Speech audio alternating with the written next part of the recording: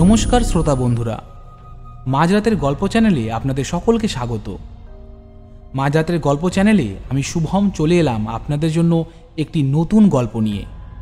আজ আপনারা শুনবেন লেখক শিবাঙ্গনের কলমে তারানাথ তান্ত্রিক ফ্যানফিকশন তারানাথ তান্ত্রিক ও বিদ্যাধরীর থানে।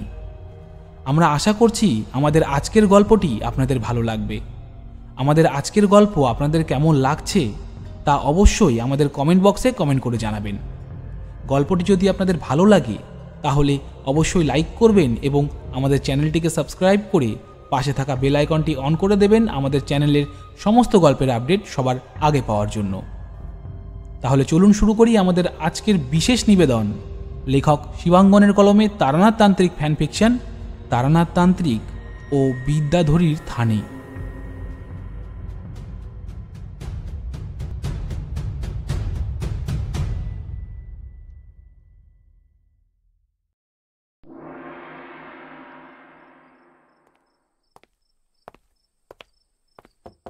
আগে হুজুর আসতে পারি? আয়, কিন্তু কোনো খবর আছে কি, নাকি শুধু শুধু শুকনো মুখে এসেছিস? কি যে বলেন হুজুর, আপনার কাছে কি কখনো খালি মুখে আসতে পারি হুজুর? তাহলে বল, কি খবর? এখান থেকে 3টি গ্রাম পার হয়ে একটা গ্রাম আছে, যার নাম মণিকান্তপুর। সেখানকার পাঠশালার মাস্টার মশাইয়ের নাতি। ঠিক করে খোঁজ নিয়েছিস তো? তোর খবরে কোনো ভুল নেই তো? না হুজুর, আমার খবরে কোনো ভুল নেই, একদম পাক্কা খবর। দেখ, খবর একদম পাকা না হলে আমি শুধু শুধু কোনো ঝামেলায় জড়াতে চাই না। আগের বার তুই ভুল করে যে ছেলেটার সন্ধান এনেছিলি তার নাম কালী নারায়ণ ছিল না, ছিল কালী শঙ্কর। শুধু শুধু তোর ভুল খবর দেওয়ার জন্য একটা নিরপরাধ ফুলের মতো ছেলেকে আমায় মারতে হলো। এসব ভালো লাগে বল? মনে কষ্ট হয় না?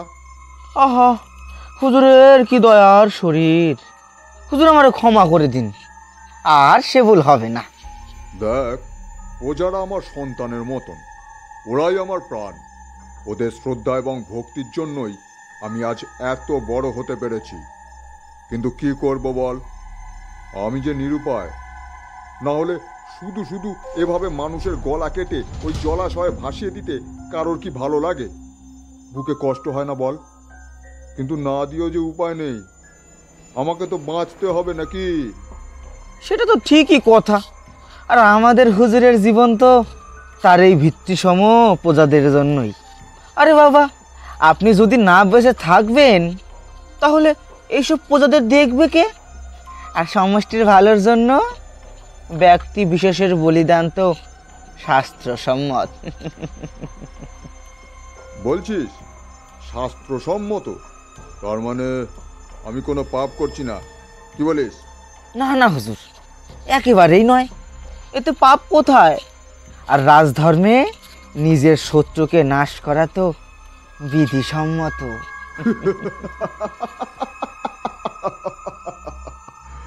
ঠিকই বলেছিস তুই। তোর কথা শুনে আমার খুব ভালো লেগেছে। খাজাঞ্চিখানা থেকে তোকে 2টো স্বর্ণ মুদ্রা দেওয়ার কথা আমি বলে দিচ্ছি, তবে সেটা কাজ হওয়ার পর। 5 জন বরকন্দাজ নিয়ে এক্ষুনি যা, তুলে নিয়ে আস এই ছেলেটাকে। মনে রাখিস, কাল ভোরের সূর্যোদয় যেন সে দেখতে না পারে, আর মরার আগে তার প্রতিটা আর্তচিৎকার যেন আমি শুনতে পাই। তা হ্যাঁ রে, তুই তো বলছিস এভাবে মানুষ খুন করায় এখন কোনো পাপ নেই, তাই না? না না হুজুর, কোনো পাপ নেই। আপনার চরণে যে নিজের জীবন বলিদান দিচ্ছে, তার তো জীবন ধন্য।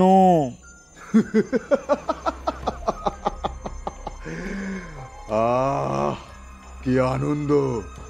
এই তল্লাট থেকে আমার সব শত্রু নাশ হলো। এবার আমাকে আমাকে আর কেউ ছুঁতে পারবে না।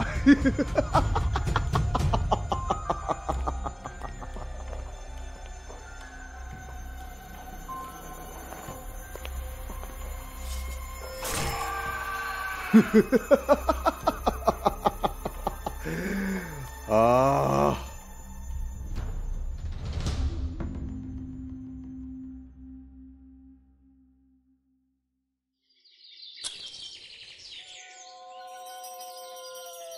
প্রতিটা ছুটির দিনের মতোই সরস্বতী পুজোর দিন সকালেও পুরোহিত মশাই এসে পুজোর আয়োজন সম্পূর্ণ করে গেলে আমার হাতে বেশ কিছুক্ষণ সময় এসে গেল। এই সময়টা আমার সেভাবে কোনো কাজ নেই। এখন বাড়ির মেয়ে বউরা রান্নাবান্নার কাজে লেগে পড়বে। এমনিতেই পূজা মিটে রান্নাবান্না হয়ে খাবার পেতে পেতে একটু বেলায় হয়ে যায়। আর আমার সেই সুযোগে খুব ইচ্ছে করছিল যদি এই ঘন্টা দুয়েক সময় একবার ঠাকুর মশাইয়ের বাড়ি থেকে ঘুরে আসা যায়। এমনিতেই গত রবিবার পরিবার পরিজনদের নিয়ে চিড়িয়াখানা বেড়াতে যাওয়ার জন্য আমাদের ঠাকুর মশাইয়ের কাছে যাওয়াই হয়নি। তাই মন চাইছিল এই সময়টা কাজে লাগিয়ে একবার যদি ঠাকুর মশাইয়ের কাছ থেকে ঘুরে আসা যায়। তবে আমার একার ইচ্ছে হলে তো হবে না। সাধারণত আমি আর কিশোরী দুজনে একসঙ্গেই মঠলেনে ঠাকুর মশাইয়ের বাড়িতে হানা দিই। সেই ক্ষেত্রে কিশোরীকে ছেড়ে একা আমায় যেতে হবে, কারণ আজ সেখানে যাওয়ার কোনো পূর্ব পরিকল্পনা আগে থাকতে কিশোরীকে বলা নেই। তাই একরকম কি করব ভেবে হাতে খবরের কাগজটা নিয়ে বাইরের বারান্দায় একটা চেয়ারে এসে বসতেই দেখি ঘরের কলিং বেলটা বেজে উঠল। আমার বাড়ির সব সময়ের চাকর বাঞ্ছারাম গিয়ে দরজা খুলে দিতে আগন্তুক ভদ্রলোকের গলা পেলাম। আর ততক্ষণে আমার বুঝতে কোনো অসুবিধে নেই যে সেটি আর কেউ নয় বরং কিশোরী। বুঝলাম আমার মতোই একই ইচ্ছা তারও। সে এগিয়ে এসে আমাকে বলল, বুঝলে ভাই, বাড়িতে সকাল সকাল পুজো হয়ে গেছে, তাই ভাবলাম তোমাদের এখানে একবার চলে আসি। যদি তোমাদের বাড়িতেও পুজোর কাজ সম্পূর্ণ হয়ে গিয়ে থেকে থাকে। আমি ওকে আর মুখের কথা সম্পূর্ণ না করতে দিয়েই বললাম, কথা পরে হবে ভাই, এখন চলো তাড়াতাড়ি মটলেনের উদ্দেশ্যে বেরিয়ে পড়ি। বাকি কথা না হয় যেতে যেতে বলা যাবে। আর আমার কথা শুনেই কিশোরী হেসে উত্তর দিল, সেই ভালো ভাই, চলো। তবে সন্দেহ একটাই, দিকে দিকে মণ্ডপ বেঁধে বিনা পানির আরাধনা চলছে।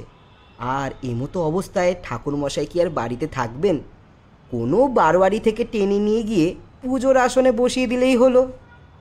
দেখো, আমার তা মনে হয় না। হ্যাঁ, আজকের দিনে পুরোহিত মশাইদের একটা চাহিদা থাকে ঠিকই। আসলে পাড়ায় পাড়ায় সরস্বতী পুজো তো কিছু কম হয় না। কিন্তু সেই সমস্ত বারোয়ারির লোকেরা আমাদের ঠাকুর মশাইয়ের ব্যাপারে খুব একটা আগ্রহ দেখাবে বলে মনে হয় না। কারণ ওনার পূজার পদ্ধতি নিষ্ঠা এখনকার বারোয়ারি পুজোর সাথে ঠিক মিলবে না। এই তো দেখো না, আমাদের পাড়ার মুখে যে পুজোটা হয়, সকালে শুনলাম যিনি দশকর্মার ব্যবস্থা করেছেন তিনি নাকি মধুপর্কের আয়োজন করতেই ভুলে গেছেন। কিন্তু সেটা ছাড়া দিব্যি পুজো হয়ে গেল। এখন এই ধরনের পুজোর ক্ষেত্রে আমাদের ঠাকুর মশাই যদি পুজোর আসনে বসেন, তবে সেটা কারোর জন্যই মঙ্গলজনক হবে না, কি বলো? তা যা বলেছ ভাই। যাই হোক, চলো গিয়েই দেখা যাক আমাদের অনুমান কতটা সত্যি।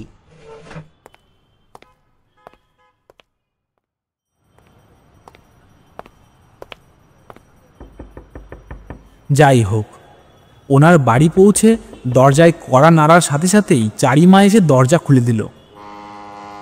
আর আমরা বেশ কৌতূহল নিয়ে জিজ্ঞেস করলাম, ঠাকুরমশাই বাড়িতে আছেন তো? হ্যাঁ কাকাবাবু, বাবা বাড়িতেই আছেন। কোথায় আর যাবেন বলুন?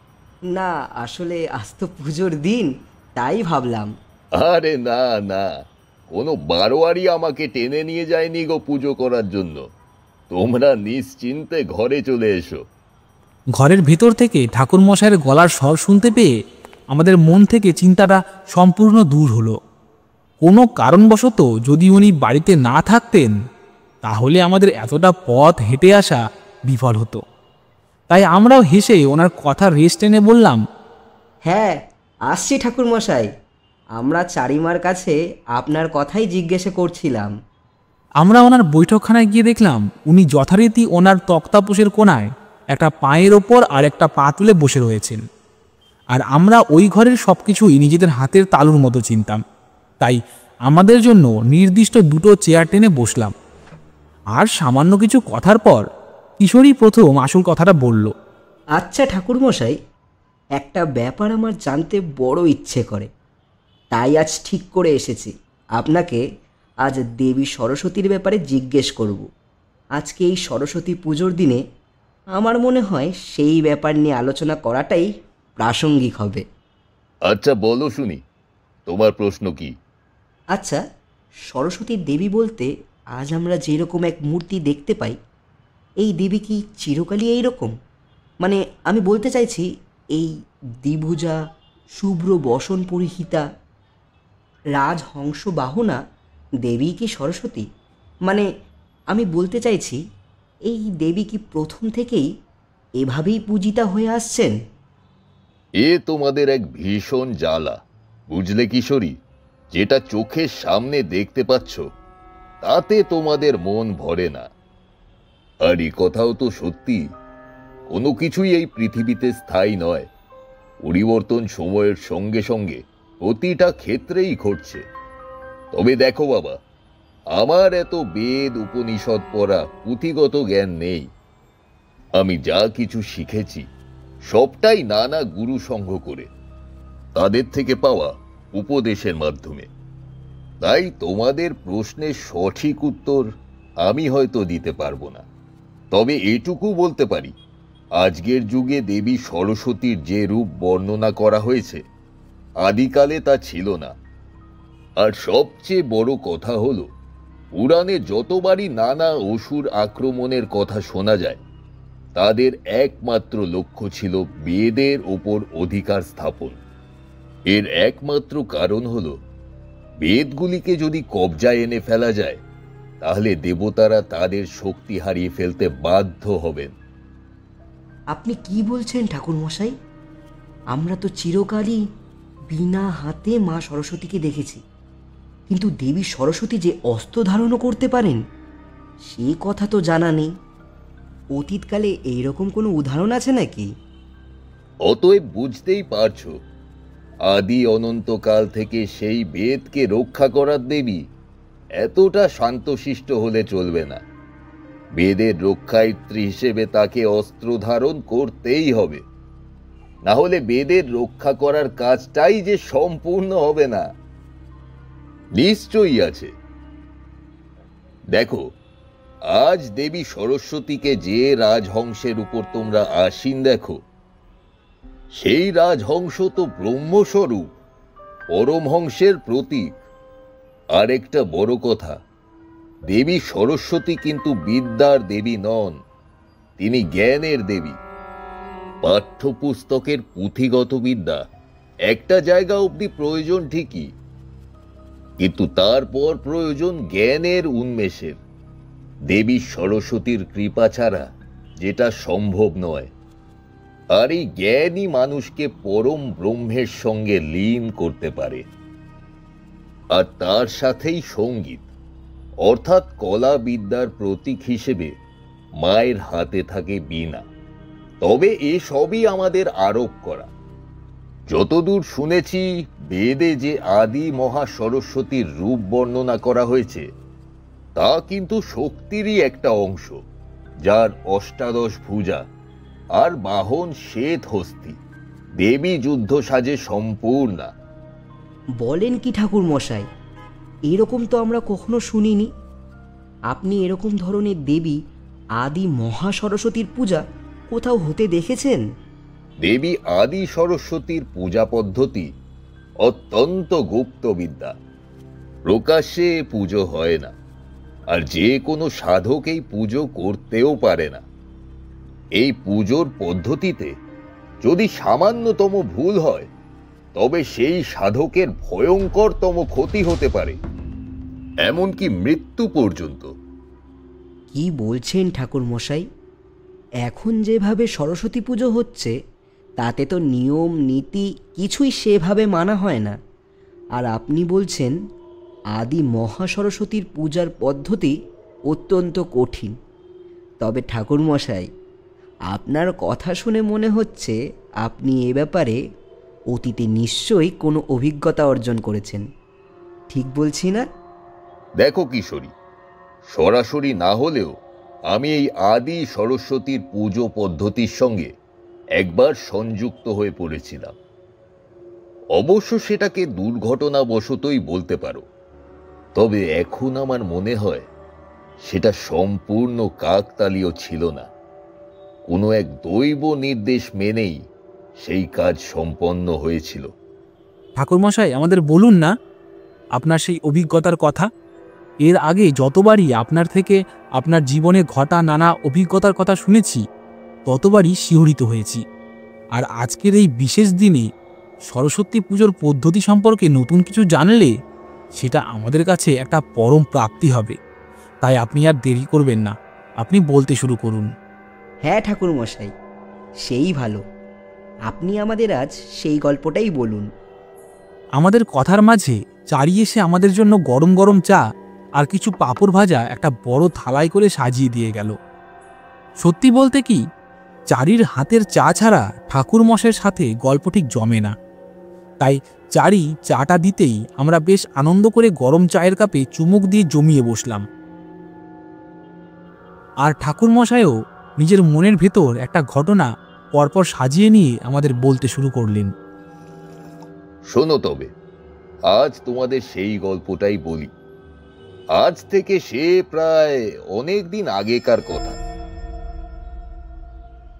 হ্যাঁ, তা বছর 30 তো হবেই। তোমরা তো জানোই, সংসারে আমার কোনো দিনও সেভাবে কোনো মতি ছিল না। যখনই কোনো জায়গা থেকে কোনো সাধু সন্তের খবর পাওয়া যেত, আমি সেখানে ছুটে যেতাম। সাধুদের সঙ্গে থেকে তাদের সেবা শুশ্রূষা করে যদি তাদের থেকে কিছু শেখা যায়, সেটাই ছিল আমার উদ্দেশ্য। তো এরকমই একবার আমি সেবার গিয়েছিলাম বনমালীপুর, আমাদের এক যজমানের পিতৃপুরুষের শ্রাদ্ধ শান্তি অনুষ্ঠানে।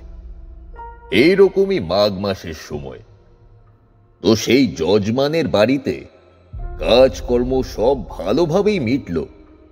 ঠিক ছিল তার পরের দিন সকালে আমি কলকাতায় আমার নিজের বাড়িতে ফিরে আসব।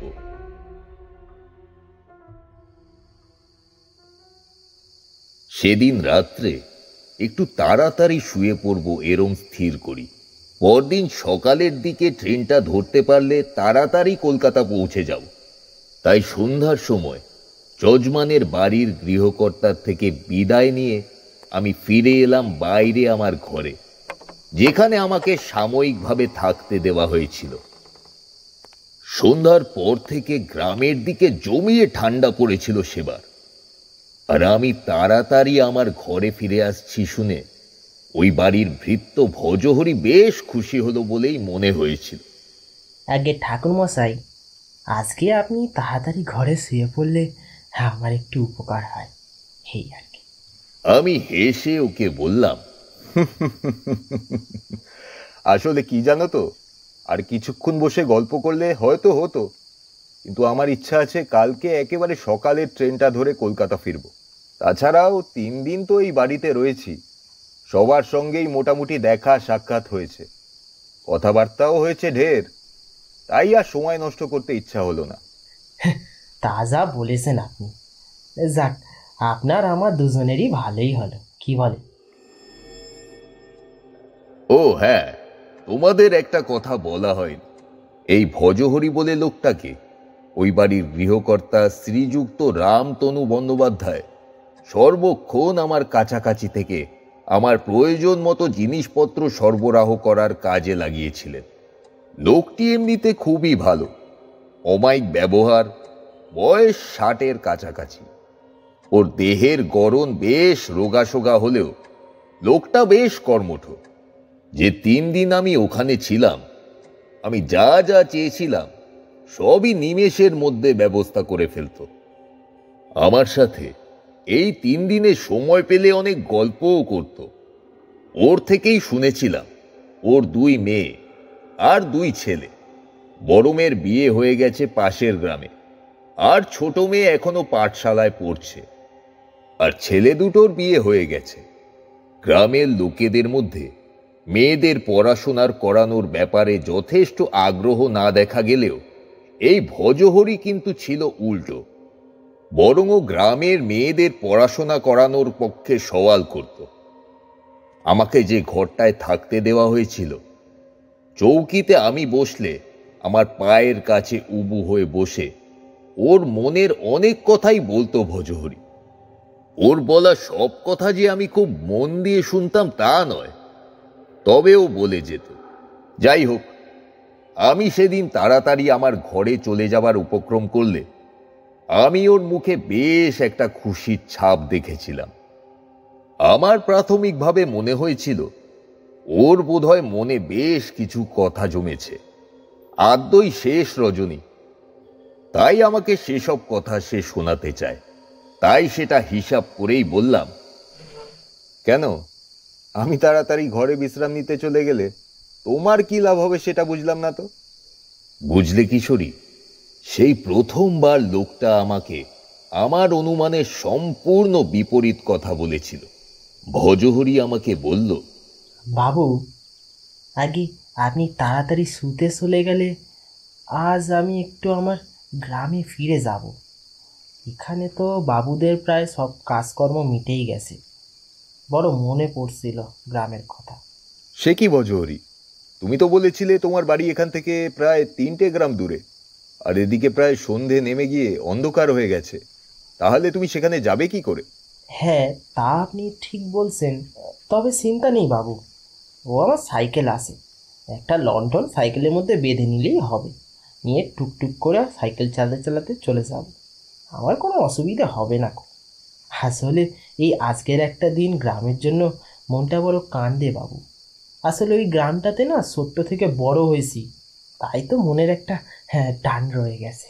আমি অবাক হয়ে ওর কথা রেশ টেনেই ওকে জিজ্ঞাসা করলাম, কেন গো, তোমাদের গ্রামে আজ কি আছে? তা সে অনেক বড় কথা বাবু, পুরো বৃত্তান্ত তো বাবু বলতে গেলে রাত কাভার হয়ে যাবে। তবে ছোট্ট করে যদি বলি তাহলে বলতে হয় এক প্রাচীন কাহিনী। আজ আমাদের গ্রামে না রক্ষয়িত্রী দেবী মানে বিদ্যাধরীর পুজো আছে। আজ রাতটুকুই পুজো হবে, কাল সকাল হতে না হতেই বিদ্যাধরীর আধার আবার জলে ডুবে যাবে। মানে কোনো দেবী জলে ডুবে যাবেন? ঠিক ব্যাপারটা বুঝতে পারলাম না। আসলে বাবু, এই আমাদের গ্রামে না বিদ্যাধরী দেবীর পুজোর এটাই নিয়ম চলে আসে সেই আদিকাল থেকে। মন্দিরের পাশে একটা পুকুর আছে, তার জলের তলায় মা থাকেন। তবে সারা বছর না মন্দিরে একটা প্রতীকী বিগ্রহ রয়েছে, সেটাকে নিত্য সেবা করা হয় বটে, কিন্তু সেটা আসল নয়। আসল বিগ্রহ থাকে ওই মায়ের পুকুরের জলের তলায়। ওই পুকুর জেসে পুকুর নয়, শুধুমাত্র আজকের দিনটার জন্যই। সূর্যাস্তের পর পুকুরের জল আপনা থেকেই কমতে শুরু হয়। তারপর প্রায় ঘন্টাখানেক বাবু, ঘন্টাখানেক কি 3 এরকম লাগে বাবু, সম্পূর্ণ পুকুরের জল একেবারে শুকিয়ে কাঠ হয়ে যায়। আর ঠিক তারপরেই পুকুরের মধ্যিখান থেকে জেগে ওঠে মায়ের প্রতিমা স্বরূপ। আর ঠিক তখনই গোটা গ্রামের মানুষ আমাদের এই দেবীমার পুজো করতে শুরু করেন। কিন্তু এর একটা নিয়মও আছে যে কাল সকাল সূর্যোদয় হওয়ার আগেই পুকুরের জল বাড়তে শুরু হয়, আর ঠিক সূর্যোদয়ের আগেই দেবীর এই বিগ্রহ যথাস্থানে রেখে দিতে হয়, এবং তারপরেই পুকুরের জল আপনা থেকেই বাড়তে শুরু করে। আর দেবী আবার 1 বছরের জন্য জলের তলায় নিমজ্জিত হয়ে যায়। তাই আমরা মায়ের বিগ্রহ দর্শন করে এই সময় তার থেকে আশীর্বাদ নেওয়ার সুযোগ পাই, শুধুমাত্র আজকের রাতটার জন্য। আমি অবাক হয়ে বললাম, পুকুরের জল কমে যায় এবং বেড়ে যায় নিজে থেকেই, নাকি কোনোভাবে পাম্প লাগিয়ে? না না বাবু, একেবারেই তা নয়। আমরা কেউ পুকুরের জলে কিছু করি না, ও পুকুরে হাত দেওয়া মানা আছে। পুকুরের জল বাড়া কমা সব নিজের থেকেই হয়, সবই মায়ের কৃপা। মা মা মা গো, রক্ষা করো মা। আমাদের মা বিদ্যাধরী অত্যন্ত জাগ্রত দেবী। সারা বছর মন্দিরে তার পূজা অর্চনা হলেও আজকের এই বিশেষ পুজোর দিনে তার কাছে যদি কেউ কোনো কিছু মানসিক করে তবে কিন্তু সেটা অবশ্যই পূরণ করেন মা। ততদিনে আমি এরকম বেশ কিছু উদাহরণ শুনেছিলাম, যেখানে ঈশ্বরের অলৌকিক কৃপা বলে নানা গল্প কথা আগে থাকতেই প্রচার করে রাখা হয়েছে, আর গ্রামের মানুষেরা অন্ধের মতো সেটাকে মেনে চলেছে। ভজহরির কথা শুনে এক্ষেত্রেও আমার সেরকমই মনে হলো। না হলে এক রাত্রিতে পুকুরের জল হঠাৎ করে নেমে যাবে, আবার পরের দিন সূর্যোদয়ের আগেই পুকুরে জল ভর্তি হয়ে যাবে। এরম ঘটনার কোনো ব্যাখ্যাই আমি নিজের মনে খুঁজে পেলাম না। তবে ভজহরিকে আমি জিজ্ঞাসা করলাম, আচ্ছা, তোমাদের এই বিদ্যাধরী দেবীর পুজো কি প্রতি বছর আজকের দিনেই হয়? মানে আজ তো 19শে মাঘ, প্রতিবারই কি এই পুজো এই আজকের দিনেই হয়? না না বাবু, তা নয়। আসলে আমাদের বিদ্যাধরীর পুজো কোনো নির্দিষ্ট দিন নেই। মা কবে তার পুজো নিতে চাইছেন সেটা তিনি মন্দিরের পুরোহিত মশাইকেই আগে থেকে স্বপ্ন দিয়ে জানান, এবং সেটা আদিকাল ধরেই হয়ে আসছে। আর তারপর লোকমুখে সেই কথা ছড়িয়ে পড়ে গোটা গ্রাম জুড়ে। সেই দিন দেবীর পুজোর আয়োজন সকাল থেকে করে রাখা হয়। তবে সূর্যাস্তের পরপরই যেই না পুকুরের জল নামতে শুরু করে, তখনই গোটা গ্রামে টিটি পড়ে যায়। গোটা গ্রাম গিয়ে হাজির হয় সেই পুষ্করণের পাড়ে। আসলে বলতে পারেন কেউই নিজের চোখে ওই দৈব ঘটনার সাক্ষী হওয়ার সুযোগটি ছাড়তে চায় না, এই আর কি। আসলে আমার মতো পোড়া কপাল আর কারোর কাছে নেই, যাকে বাবুর বাড়ির দাসত্ব করতে গিয়ে নিজের সকাল্লাদ সব বিসর্জন দিতে হয় দুটি পয়সার জন্য। আমি ভজহরির কথা শুনে বুঝতে পারলাম লোকটা শুধুমাত্র রামতনু বাবুর কথার জন্যই আমার সাথে সাথে কাজ করছে, কিন্তু ব্যক্তিগতভাবে তার মন পড়ে আছে তার গ্রামে। সত্যি কথা বলতে কি, ভজহরির কাছ থেকে যতটুকু শুনলাম তাতে আমারও ব্যাপারটা খুব আশ্চর্য লাগলো। গল্প কথায় এরকম দু একটা উদাহরণ শুনে থাকলেও বাস্তবে আমি এরকম ঘটনা কোনো দিন শুনিনি। ভজহরির কথা শুনে আমি এক রকম অবাক হয়ে গিয়েছিলাম, আর তাই বিন্দু মাত্র দেরি না করে আমি ওকে বললাম, আচ্ছা ভজহরি, তুমি কি আমাকে তোমার গ্রামে একবার নিয়ে যেতে পারবে? মানে আমি সত্যিই ব্যাপারটা নিজের চোখে দেখতে চাই। ও, আপনার আমার কথা বিশ্বাস হচ্ছে না ঠাকুর মশাই? না না, এটা বিশ্বাস অবিশ্বাসের কথা নয়। আমি জানি স্বয়ং ভগবানের আশীর্বাদ থাকলে এরকম অনেক কিছুই সম্ভব হয় যা বাস্তবে বিশ্বাস করা যায় না। আমি তোমার এই কথা সেইভাবেই নিলাম, আর সেই কারণেই আমি ব্যাপারটা নিজের চোখে দেখতে চাই। তুমি কি আমায় নিয়ে যেতে পারবে? সে তো খুব ভালো কথা বাবু। যদি আপনি আমাদের গ্রামে পায়ের ধুলো দেন তবে সেটা ভালোই হবে আমাদের জন্য, আমাদের গোটা গ্রামবাসীর পরম সৌভাগ্যের ব্যাপার। কিন্তু আপনি যে বললেন আপনার কাল ট্রেন আছে বাবু। সেটা অন্য কথা। কাল কলকাতায় আমার একটা কাজ আছে ঠিকই, কিন্তু সেটা এতটা গুরুত্বপূর্ণ নয় যতটা তোমার গ্রামে গিয়ে এই দৈব ঘটনার সাক্ষী হয়ে থাকাটা। তাই বলো, তুমি কি আমাকে নিয়ে যেতে পারবে? হ্যাঁ বাবু, নিশ্চয়ই পারবো, কেন পারবো না। আমি তাহলে বড় কর্তাবাবুকে বলে আপনার জন্য একটা গাড়ির ব্যবস্থা করে দিই, কেমন? আপনি তাহলে গাড়ি করে চলে আসুন। আমি তাতে মত দিলাম না। বললাম, তার কোনো প্রয়োজনীয়তা নেই। তুমি যেমনভাবে সাইকেল চালিয়ে সাধারণভাবে তোমার গ্রামে যাবে, আমিও তোমার সঙ্গে সেইভাবেই যাব। আমি বরং রামতনু বাবুকে বলে আমার জন্য একটা সাইকেলের ব্যবস্থা করছি। যদিও তার কোনো প্রয়োজন পড়ল না। ভজহরি নিজে গিয়ে আর একজন কারোর কাছ থেকে আরেকটা সাইকেল ব্যবস্থা করে নিয়ে এলো। তাই রামতনুদের কিছু না জানিয়ে আমি আর ভজহরি সন্ধ্যার পর রওনা হয়ে গেলাম ভজহরির গ্রামের উদ্দেশ্যে। আপাতত বড় রাস্তা ধরে বেশ খানিকটা সোজা যেতে হবে। আকাশে চাঁদের আলো যথেষ্ট থাকায় আমাদের কোনো অসুবিধা হচ্ছিল না। পরে যেখানে বড় রাস্তা ছেড়ে মাটির পথ ধরা হলো, সেখানে ভজহরির সঙ্গে আনা লণ্ঠনটা কাজে এলো।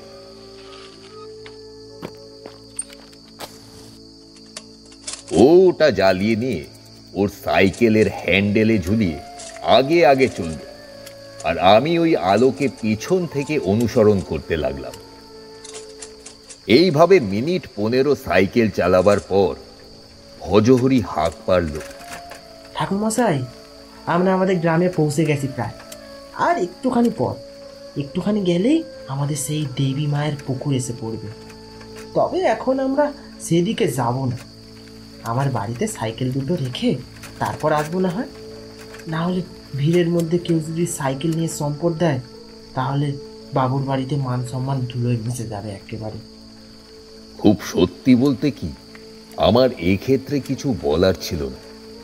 আমি ওদের ওই গ্রামের কিছুই জানতাম না, তাই মাথা নেড়ে সম্মতি জানানো ছাড়া সেই মুহূর্তে আমার আর কিছুই করার ছিল না। সেই রাস্তা বরাবর সামনের দিকে গিয়ে আমরা ভজহরির বাড়িতে পৌঁছালাম।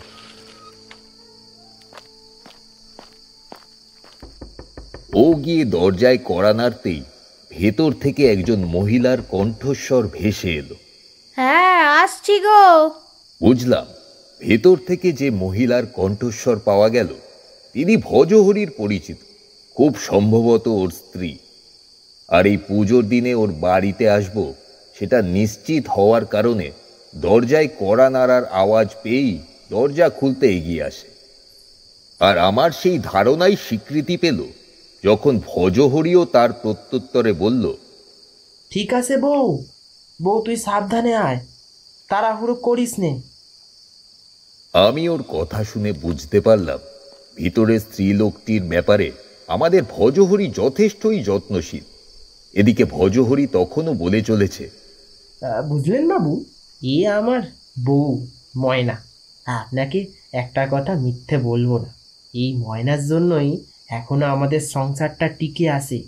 দুটি ছেলে বিয়ে দিয়ে ঘরে বউ নিয়ে আসলেও তারা সংসারের কুটোটি নেড়ে দিতে পারে না। সব কিছুই আমার এই বউটার ঘাড়ে। তবে এখন ধীরে ধীরে বয়স হচ্ছে তো পায়ের বাতের ব্যথাটাও বেড়েছে, খুব একটা ভালো করে হাঁটতে পারে না ও। আর আমি তো সবসময় ওকে দেখার জন্য এখানে আসতেও পারি না, তাই ময়নার শরীর স্বাস্থ্য নিয়ে আমার একটু চিন্তাই হয়। গরিব মানুষ বাবু, কি বলি বলুন। বাবুর বাড়িতে দাসত্ব করব না, নিজের পরিবারের খেয়াল রাখবো বলুন। হ্যাঁ, সে তো ঠিকই, কিন্তু তুমি এক কাজ করো ভজহরি, সাইকেল দুটো রেখে চলো আমরা এবার পুজো স্থানের দিকে যাই। আসলে তোমার কাছ থেকে যতটুকু শুনেছি তাতে আমি নিজে ব্যাপারটা চাক্ষুষ করার জন্য খুবই উদ্গ্রীব হয়ে আছি। হ্যাঁ বাবু, সে তো বটেই। মা বিদ্যাধরী থানে যাব বলেই তো এতটা পথ এলাম। আপনি কিছু ভাববেন না, আমি সাইকেলগুলো বাড়িতে ঢুকিয়ে দিয়েই চলে যাব। আর এদিকে ততক্ষণে সদর দরজা খুলে দিয়েছেন ভজহরির স্ত্রী ময়না। আর সাথে সাথেই ভজহরি আমার ব্যাপারে বলে উঠল, এই বউ, কাকে সঙ্গে নিয়ে এসছি? বড় কর্তাবাবু পুরোহিত মশাই উনি। আমার কাছে মা বিদ্যাধরীর কথা শুনে উনি শশককে সেটা দেখবেন বলেছেন। আমাদের সঙ্গে এই চিন্তায়। ভজহরির কাছ থেকে আমার পরিচয় পেয়ে ময়না প্রায় সাষ্টাঙ্গে আমার পায়ে প্রণাম করে উঠে দাঁড়ালো।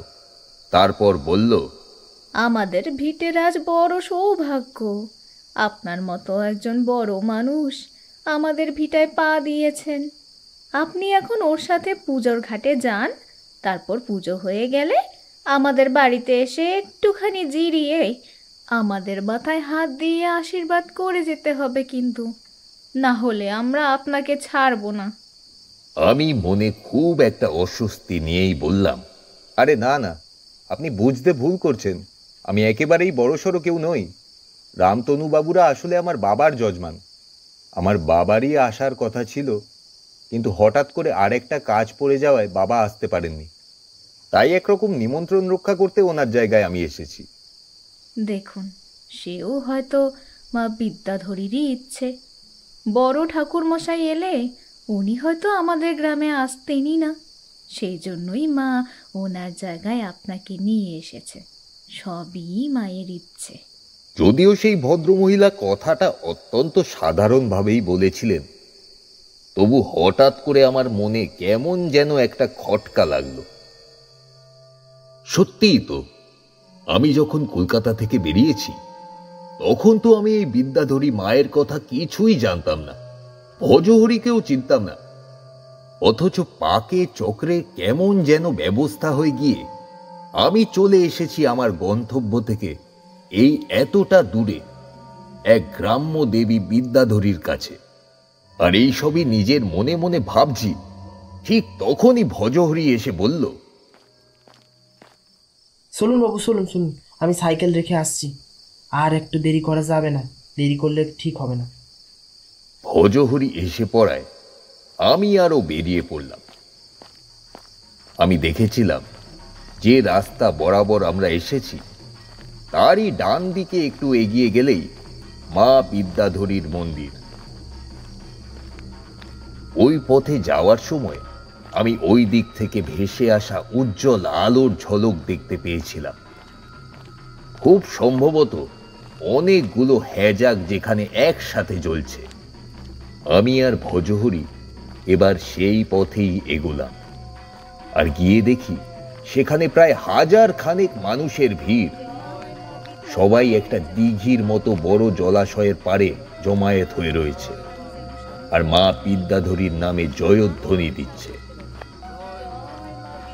আমি আর ভজহরি পা চালিয়ে সেদিকে এগিয়ে যেতে গেলেও হঠাৎ করেই আমাকে দাঁড়িয়ে পড়তে হলো, পিছন থেকে আমার নামে কাউকে ডাকতে শুনে।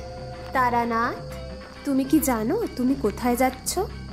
অত চেঁচামেচির মধ্যেও প্রথমে ঠিক বুঝতে না পারলেও আমি একবার থমকে দাঁড়িয়ে সেই ডাকটার প্রতি মনোনিবেশ করি, আর তখনই শুনতে পাই কেউ একজন আবারও আমার নাম ধরে ডাকছে। তারানাথ, তুমি কি জানো তুমি কোথায় যাচ্ছ? আমাকে হঠাৎ দাঁড়িয়ে পড়তে দেখে ভজহরিও থমকে দাঁড়িয়ে পড়ল। ঠাকুরমশাই, কিছু হলো নাকি? আমি ঠিক তখনই আবার শুনতে পেলাম সেই একই ডাক।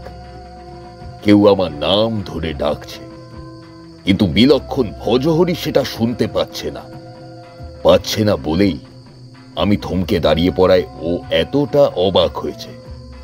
তাই ওকে কিছু না বলে আমি সরাসরি পিছন ফিরে তাকাতে চোখের সামনে যা দেখলাম তা আমি সে সময় কল্পনাও করতে পারি না। আমি দেখলাম এক অসামান্য সুন্দরী নারী মূর্তি আমার থেকে বেশ খানিকটা পিছনে দাঁড়িয়ে।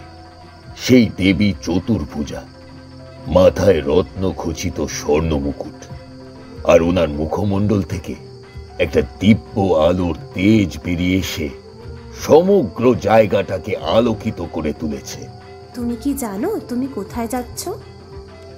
আমি বেশ বুঝতে পারলাম দেবীর সেই প্রশ্নের কোনো অন্তর্হিত অর্থ আছে। তাই সেই দেবী কি বলতে চাইছেন সেটা বোঝার চেষ্টা করার মধ্যেই উনি আবারও বলে উঠলেন, কি এত ভাবছো তারানাথ? সরাসরি উত্তর দাও, তুমি কি জানো তুমি কোথায় যাচ্ছ? দেখুন মা, এই মন্দিরের কিছু অলৌকিক ঘটনা শুনে নিছক কৌতূহল বশত আমি এখানে চলে এসেছি। এই মন্দিরের আদি ইতিহাস আমি কিছুই জানি না। আপনি যদি আমাকে এ ব্যাপারে কিছুটা সাহায্য করেন তবে উপকার হয়। না, আমি তোমাকে কোনো সাহায্য করব না। শুধু এটুকুই বলবো, তোমার এখানে আসাটা কোনো কাকতালীয় ঘটনা নয়। আমার নির্দেশেই তুমি এখানে এসেছো। আর যেহেতু আমার প্রশ্নের কোনো উত্তর তোমার কাছে নেই, তাই আমি তোমায় এটুকুই বলবো যে বিদ্যাধরীর পুষ্করিণীতে পা দেওয়ার প্রথম মুহূর্ত থেকে যে শব্দ তুমি শুনতে পাবে, মনে রেখো সেটাই তোমাকে তোমার প্রশ্নের উত্তর দেবে। আর এই শব্দ বন্ধ না হওয়া পর্যন্ত তুমি ওই পুষ্করিণী থেকে উঠে আসতে পারবে না। তাই যদি তোমার কাজ মেটাতে দেরি হয়, তাহলে কিন্তু ওই বিদ্যাধরীর সাথে সাথে তোমাকেও সলিল সমাধি নিতে হবে। কথাটা মনে রেখো কিন্তু। আমি সেই দেবীর কথা শুনে চমকে উঠলাম। ভজহরি আমাকে বলেছিল সূর্যোদয়ের আগে থেকে পুষ্করিণীতে আবার জল বাড়তে শুরু করে, আর দেবী বিদ্যাধরীর বিগ্রহ জলে ডুবে যায়। দেবী খুব সম্ভবত সেই দিকেই ইঙ্গিত করছেন। আমি যদি সময় মতো আমার কাজ শেষ করে সেখান থেকে উঠে আসতে না পারি, তবে আমাকেও সেই জলে ডুবে যেতে হবে। এটাই সলিল সমাধি। কি ভাবছো তারানাথ? আমি তোমাকে সাবধান করতে এসেছি। তুমি ওই পুষ্করিণীতে নামতে যদি না চাও তবে নেমো না। আর ওই রাক্ষসীকে অপেক্ষা করতে দাও আরো বহু বছর ওর অভিশাপ থেকে মুক্তির জন্য। রাক্ষসী? ও রাক্ষসী না তো কি? এই যে জলের তলায় তলিয়ে যাওয়া, এটা তো ওর একটা অভিশাপ। এখানকার গ্রামের মানুষ কিছুই না জেনে ওকে দেবী জ্ঞানে পুজো করে। যাই হোক, এবার তুমি কি করবে সেই সিদ্ধান্ত আমায় জানাও। তুমি চাইলে ওখানে না গিয়ে ফিরে যেতে পারো।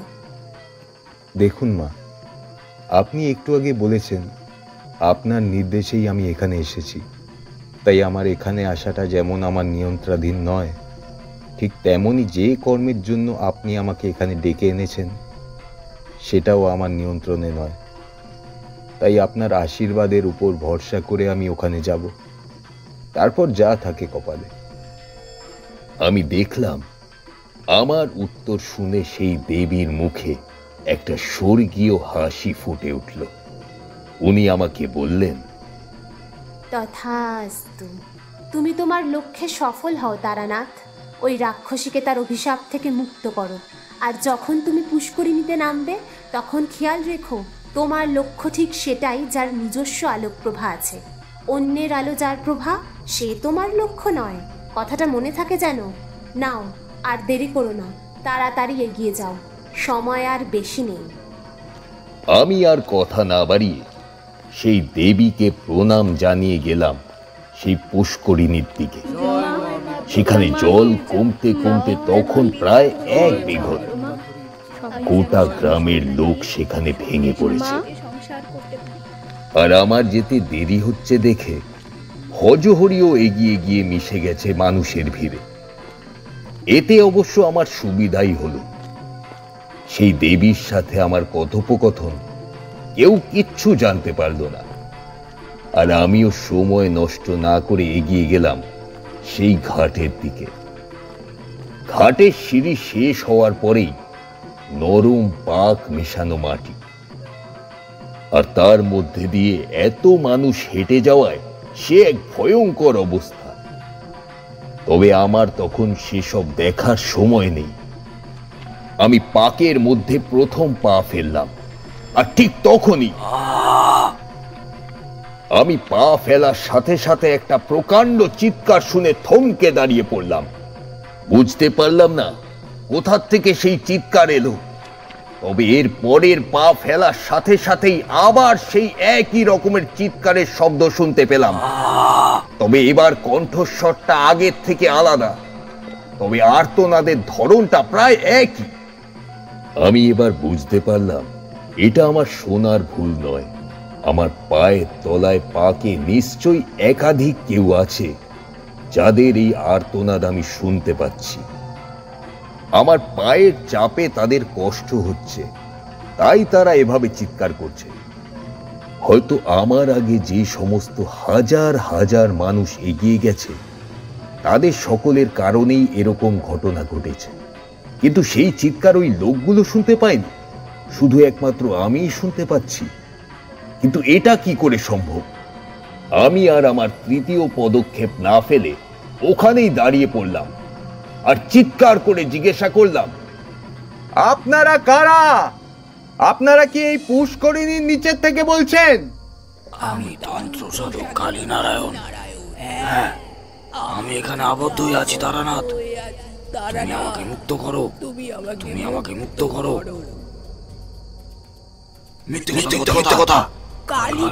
আমি তুমি আমাকে মুক্ত করো তারানাথ, মুক্ত করো। মিথ্যে কথা। এই কথার মাঝেই যেন সমগ্র পুষ্করিণী জেগে উঠল। মুক্ত করো। দিক দিক থেকে নানান গম্ভীর কণ্ঠস্বর ভেসে আসতে লাগলো। তাদের প্রত্যেকের গলায় চরম আক্রোশ, আর তারা প্রত্যেকেই দাবি করতে থাকলো তারাই নাকি কালী নারায়ণ। কিন্তু বিশ্বাস করো বিভূতি, আমি তখন জানি না কে এই কালী নারায়ণ, আর কিভাবেই বা প্রত্যেকে নিজেদের এই একই নাম দাবি করছে। আর ঠিক তখনই আমার মনে পড়ল সেই দেবীর কথা। তিনি আমায় বলেছিলেন বহুর মধ্যে আসল সেই হবে যার নিজস্ব আলোক প্রভা থাকবে। কিন্তু এখানে আলোক প্রভা তো অনেক দূরের কথা। আমি তো সামান্য আলো রেখা পর্যন্ত দেখতে পাচ্ছিলাম না।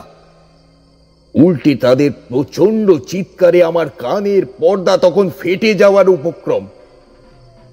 এদিকে আমার সামনে দিয়ে অজস্র গ্রামবাসী বিদ্যাধরীর বিগ্রহের দিকে ছুটে চলেছে। তারা কেউ সেই আর্তনাদ শুনতে পাচ্ছে না। আমার মনে হচ্ছিল আমি যেন একটা বিচ্ছিন্ন দ্বীপের মধ্যে গিয়ে পৌঁছেছি, যেখানে শুধুমাত্র আমি একাই একজন জীবিত, অজস্র অশরীরীর মধ্যে আটকে পড়েছি, আর বাকি সবাই মুক এবং বধির। সকলে যেন একটা অন্ধ বিশ্বাসকে ধাওয়া করে চলেছে মাত্র। আর ঠিক তখনই আমার মাথায় একটা চিন্তার উদ্রেক হয়। আমি তাদের উদ্দেশ্যে বলি, ঠিক আছে, আমি আপনাদেরকে এই বন্দিদশা থেকে উদ্ধার করব, কিন্তু এখানে এই এত অন্ধকারে আমি কিছুই দেখতে পাচ্ছি না। আপনারা যদি আমাকে আলোর পথ দেখান, তবে আমি মা বিদ্যাধরীর চরণে গিয়ে আপনাদের জন্য প্রার্থনা করতে পারি।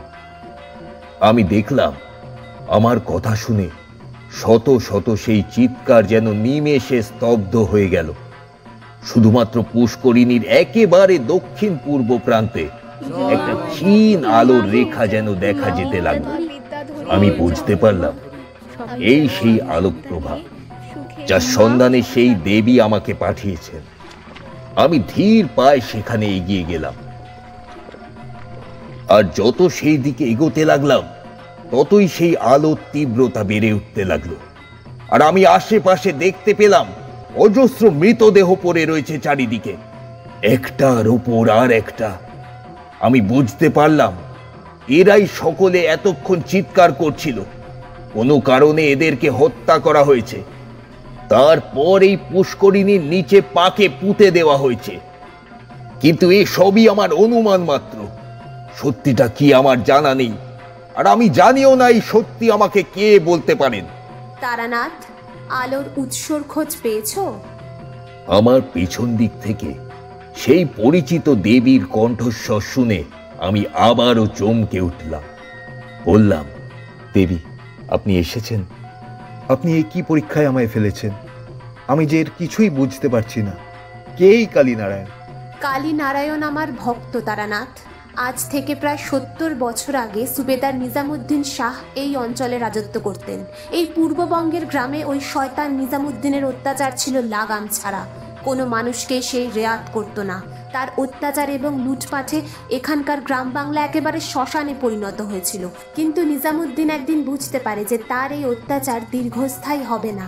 সে একদিন রাতে স্বপ্ন দেখে যে এক চণ্ডালের মতো ভয়ঙ্কর ক্রোধী পুরুষ এসে তার মস্তক ধর থেকে পৃথক করে তার অত্যাচারের অবসান করছে। সে এক আভাস পায়, তার সেই সংহারকের নাম কালীনারায়ণ। আর তারপরে শুরু হয় তার ভয়ঙ্কর হত্যালীলা।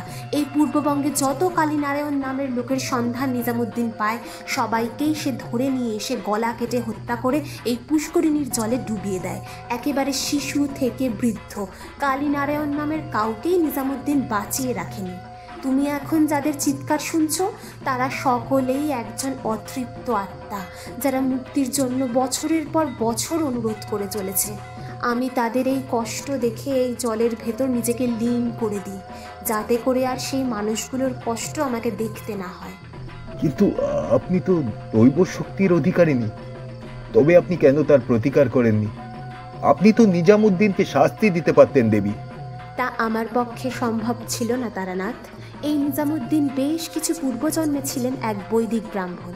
সেই সময় সেই ব্রাহ্মণ দেবী আদি মহাসরস্বতীর তপস্যা করে এই বর লাভ করেছিলেন যে তার আগামী 7 জন্মে সে শুধুমাত্র সেই মানুষটার দ্বারাই বদ্ধ হবে যিনি আদি সরস্বতীর আশীর্বাদ প্রাপ্ত, যার ভিতর থাকবে জ্ঞানের প্রকাশ। সেই ব্রাহ্মণ ভেবেছিলেন জ্ঞানের প্রকাশ হওয়া কোনো ব্যক্তি কোনো দিনও অন্যকে হত্যা করতে পারে না, কিন্তু হয়েছিল ঠিক তার বিপরীত। তার আগের 6 জন্মেও তাকে মরতে হয়েছিল ঠিক একইভাবে। তাই 7ম জন্মে তার অত্যাচার সর্বাধিক বেশি হয় এবং আগের জন্মের ভুল পুনরায় না করার জন্য সে নিজামুদ্দিন তার সংহারক সমস্ত কালীনারায়ণকে সমাপ্ত করে ফেলার পরিকল্পনা করে। কিন্তু বিধাতার লিখনকে খণ্ডাবে কে? তা সম্ভব হয় না। অবশেষে সেই কালীনারায়ণ একদিন এসে দাঁড়ায় তার সামনে। তবে সে কিন্তু কোনো সাধারণ মানুষ ছিল না। বহু ছোটবেলায় তার পিতৃদত্ত নাম কালীনারায়ণ থাকলেও সেই বৃদ্ধ বয়স পর্যন্ত তিনি তপস্যা করেছিলেন হিমালয়ের পাহাড়ে। তপস্যার শেষে পরিব্রাজনে বেরিয়ে সেই কালীনারায়ণ এই এলাকায় এসে পৌঁছালে তার সেই দৈব উপস্থিতি নিজামুদ্দিন সহ্য করতে পারে না। নিজামুদ্দিন বেশ বুঝতে পারে নাম যাই হোক, তার কাল তার সামনে এসে দাঁড়িয়েছে। তাই প্রাথমিকভাবে নিজের ক্ষমতার গর্বে সেই সন্ন্যাসীকে সে বন্দি করে এই পুষ্করিণীর পাকে পুঁতে দেয়, ঠিক যেভাবে সে আগের প্রত্যেক কালীনারায়ণকে হত্যা করেছিল।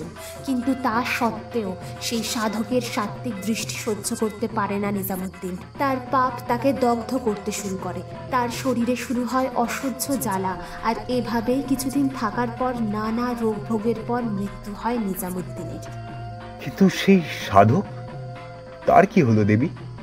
তিনি আজও একই রকমভাবে তপস্যা করে চলেছেন দেবী আদি মহা সরস্বতীর। শুধু আজ যখন তুমি আমার ডাক শুনতে পেলে, তখনই আমি বুঝেছি যে এবার ওনার মুক্তির সময় হয়ে এসেছে। এর আগে প্রতি বছর সকলের কাছে আকুলভাবে প্রার্থনা করেছি, কিন্তু কেউ আমার ডাক শুনতে পায়নি।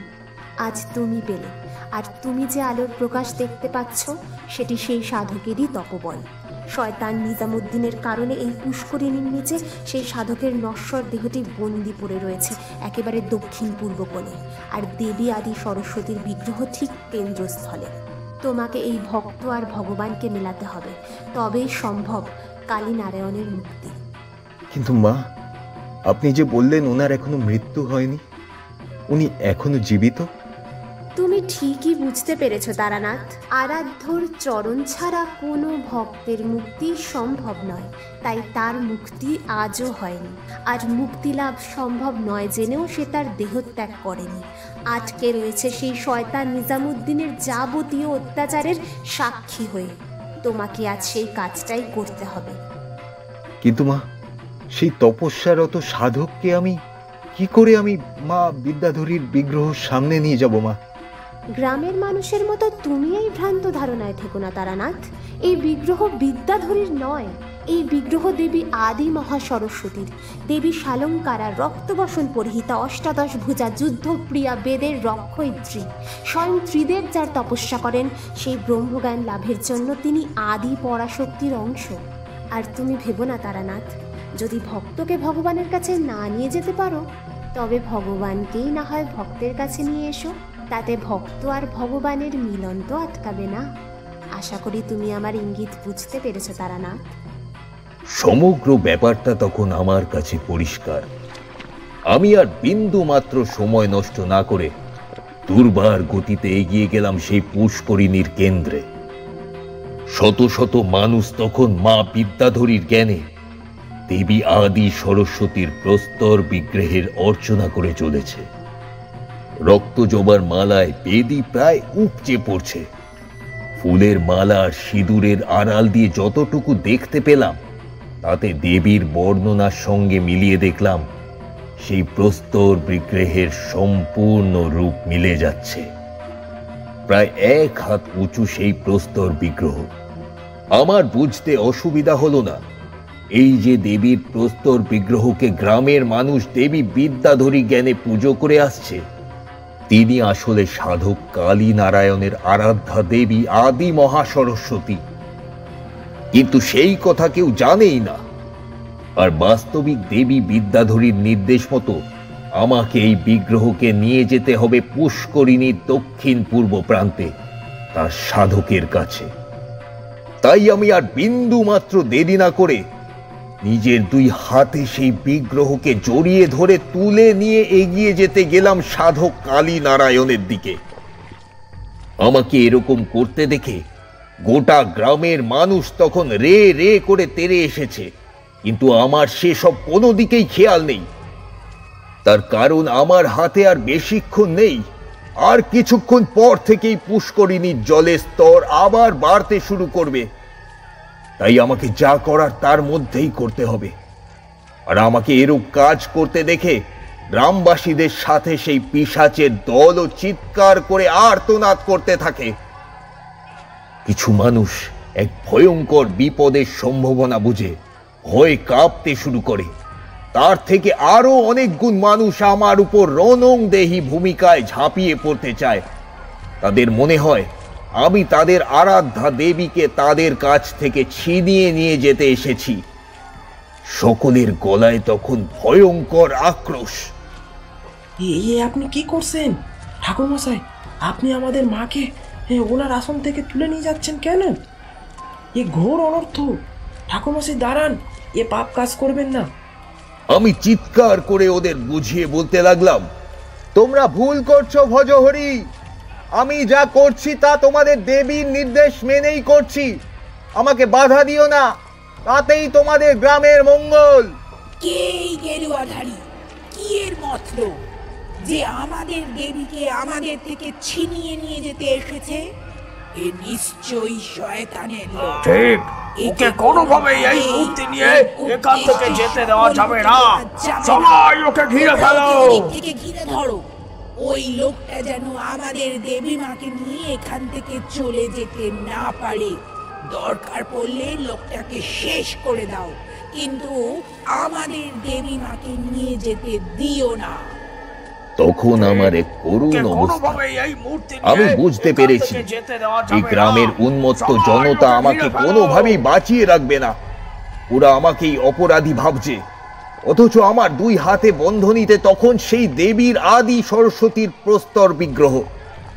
আর এমনিতে পুষ্করিণীর নিচে পাকযুক্ত নরম মাটি হওয়ায় আমি জোরে ছুটতেও পারছিলাম না। আমি বুঝতে পারলাম ধীরে ধীরে উন্মত্ত জনতা আমাকে সব দিক থেকে ঘিরে ফেলেছে। ওদের ভক্তি ক্রমে রূপান্তরিত হচ্ছে ভয় মিশ্রিত এক আক্রোশে। আর আমি যখন প্রায় অসহায় হয়ে পড়েছি, ঠিক তখনই আবার সেই দেবীর কণ্ঠস্বর শুনতে পেলাম। তোমরা ওকে আটকিও না। তারানাথ আজ যা করছে তা আমার নির্দেশেই করছে। তোমরা জানো না, বহু পূর্বেই পুষ্করিণীর ওপর এক অভিশাপ দেওয়া হয়েছিল। ও আজ সেই অভিশাপেরই খণ্ডন করতে এসেছে। ওকে তোমরা পথ করে দাও। ওর অভীষ্ট লক্ষ্যে ওকে পৌঁছতে সাহায্য করো, তাতে তোমাদের গ্রামেরই মঙ্গল হবে। দেবীর সেই কণ্ঠস্বর শুনে ওখানে উপস্থিত সকলে একেবারে স্তব্ধ হয়ে যায়। তারা সেই মুহূর্তে কোনো কিছুই বুঝে উঠতে পারছিল না, কিন্তু তাদের সেই উগ্র চিৎকার থেমে আসে। আমি চোখের সামনে দেখতে পাই যারা আমাকে মারতে উদ্যত হয়েছিল তাদের সকলেই স্থির হয়ে দাঁড়িয়ে। আমার বুঝতে তখন আর বাকি নেই এসবই দেবী বিদ্যাধরীর মায়া। আর আমি তাদের সেই স্তব্ধতার সুযোগ নিয়ে আর এক মুহূর্ত সময় নষ্ট না করে বিগ্রহ নিয়ে এগিয়ে গেলাম পুষ্করিণীর দক্ষিণ পূর্ব প্রান্তে।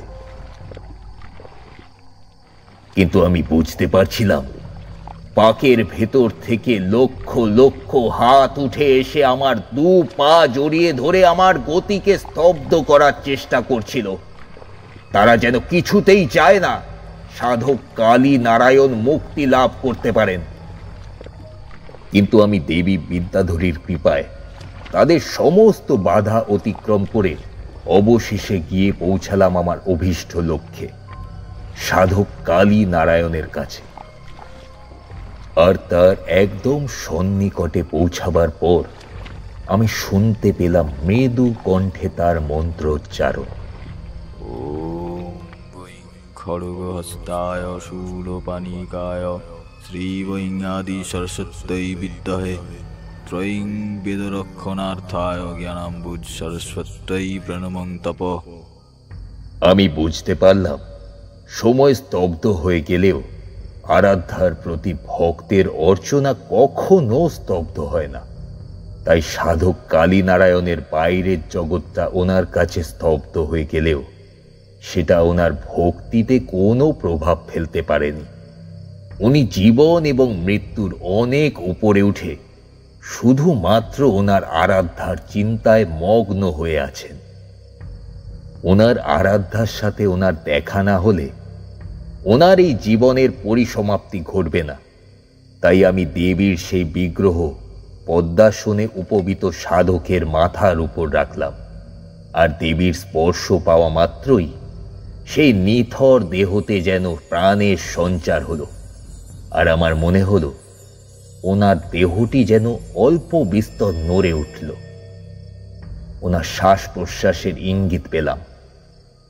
আর উনি চোখ মেলে তাকানোর সাথে সাথেই সমগ্র পুষ্করিণী এক উজ্জ্বল আলোক দীপ্তিতে ভরে গেল। এদিকে তখন সেই পুষ্করিণীতে জল বাড়তে শুরু হয়েছে এবং সেই মুহূর্তে জলের বেগ যথেষ্ট অশান্ত, যেন তাতে বড় বড় ঢেউ আসছে, আর তাতে জলের তলায় জমে থাকা সমস্ত পাক গুলিয়ে উঠে চক্রাকারে এক বৃহৎ ঘূর্ণির সৃষ্টি করেছে। গ্রামের লোকেরা কোনো দিনও এহেন দৃশ্য দেখেনি। তারা তখন কিছুই বুঝে উঠতে পারছে না। কিছুক্ষণের মধ্যেই সেই পাকের নিচে জমে থাকা অবিকৃত মৃতদেহগুলো এক এক করে ভেসে উঠতে থাকে, কিন্তু সেগুলো এতটাই সতেজ যেন তাদের সদ্য হত্যা করে জলে ডুবিয়ে দেওয়া হয়েছে।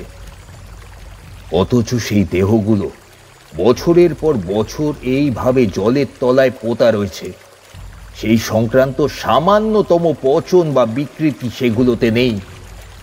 আমি বুঝতে পারলাম এই সবই সম্ভব হয়েছে এক সাধক কালীনারায়ণের তপবলেই। ওনার তপবল সময়কে স্তব্ধ করে রেখেছিল ওই পুষ্করিণীর নিচে, যার কারণে ওই সমস্ত মৃতদেহ তখনও বিকৃতি রহিত রয়েছে। আর এদিকে এভাবে এত মৃতদেহ দেখে গ্রামবাসীরা সম্পূর্ণ কিংকর্তব্য বিমূঢ় হয়ে দাঁড়িয়ে, আমি তাদের উদ্দেশ্যে চিৎকার করে বললাম, এক্ষুনি এদের সৎকারের ব্যবস্থা করুন। উপযুক্ত সৎকার ব্যবস্থা না হলে ওনাদের মুক্তি হবে না। তবে এবার কাজ হল। গ্রামের লোকেরা বুঝতে পেরেছে ওদের চোখের সামনে এমন একটা কিছু ঘটেছে যা ওদের কল্পনার অতীত। তাই ভজহরির নেতৃত্বে ওরা সকলে ঝাঁপিয়ে পড়ে সেই মৃতদেহগুলিকে এক এক করে ঘাটে তুলতে শুরু করে। জানো কিশোরী, তার পরদিন সারা দিন ধরে গ্রামের মাঠে একটা বিরাট চিতা তৈরি করে সব কটা দেহকে দাহ করা হয়, আর তারপরেই সেই আত্মারা মুক্তি পায়। কিন্তু ঠাকুরমশাই, সেই দেবী বিদ্যাধরীর তারপর কি হলো? কি আর হবে? দেবী বিদ্যাধরী ছিলেন আদি মহাসরস্বতীর সেবিকা, একজন উপদেবী। তার তো মন্দির আগে থেকে ছিলই, তবে পুষ্করিণীর ঠিক উল্টো দিকে, মানে দক্ষিণ পূর্ব কোণে আরেকটি নতুন নবরত্ন মন্দির তৈরি করা হয়। আর সেই বছর পবিত্র দোল যাত্রার দিন ওই মন্দিরে দেবী আদি সরস্বতীর সেই প্রস্তর মূর্তি স্থাপিত করা হয়। আর ঠিক তার আসনের নিচে সাধক কালীনারায়ণের মর্মর মূর্তি বসে, যেন সাধক কালীনারায়ণের মাথার ওপর তার আরাধ্যা দেবী মহা সরস্বতী বিরাজ করছেন। খুবই সুন্দর সেই মূর্তি। আমি সেদিন সেখান থেকে চলে আসলেও পরে মন্দির প্রতিষ্ঠার দিন আবার সেখানে গিয়েছিলাম, আর ভজহরি স্ত্রী ময়নার অনুরোধ মতো তার ভিটে এক রাত আতিথেয়তাও গ্রহণ করেছিলাম। গ্রামে সেদিন ছিল এক উৎসবের পরিবেশ। তবে জানো তো, সেদিনের পর থেকেই ওই পুকুরে আর কোনোদিনও ওইভাবে জল বাড়া বা কমার ঘটনা ঘটেনি। দুই পৃথক মন্দিরে দেবী বিদ্যাধরী আর দেবী মহা সরস্বতী পূজিত হয়ে আসছেন আজও।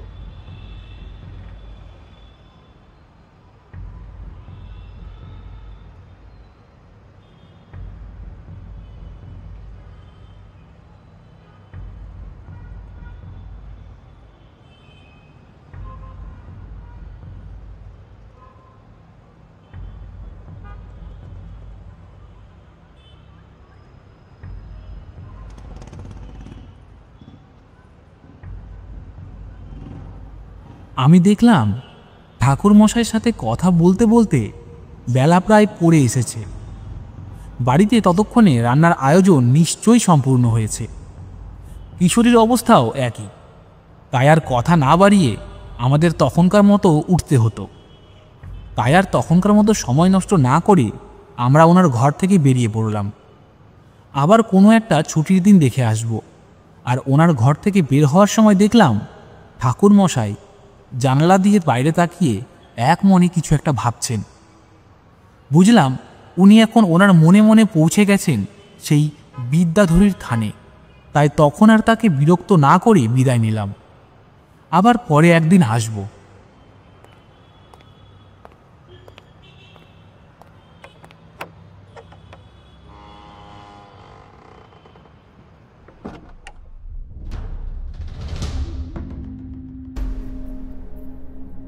আপনারা এতক্ষণ শুনছিলেন লেখক শিবাঙ্গনের কলমে তারানাথ তান্ত্রিক ও বিদ্যাধরীর থানে। আমরা আশা করছি আমাদের আজকের গল্পটি আপনাদের ভালো লেগেছে। আমাদের আজকের গল্প আপনাদের কেমন লাগলো তা অবশ্যই কমেন্ট বক্সে কমেন্ট করে জানাবেন। গল্পটি যদি আপনাদের ভালো লাগে তাহলে অবশ্যই লাইক করবেন এবং আমাদের চ্যানেলটিকে সাবস্ক্রাইব করে পাশে থাকা বেল আইকনটি অন করে দেবেন আমাদের চ্যানেলের সমস্ত গল্পের আপডেট সবার আগে পাওয়ার জন্য। আমরা খুব শীঘ্রই ফিরে আসব আপনাদের জন্য নতুন একটি গল্প নিয়ে। ততক্ষণ অবধি ভালো থাকবেন, সুস্থ থাকবেন। ধন্যবাদ।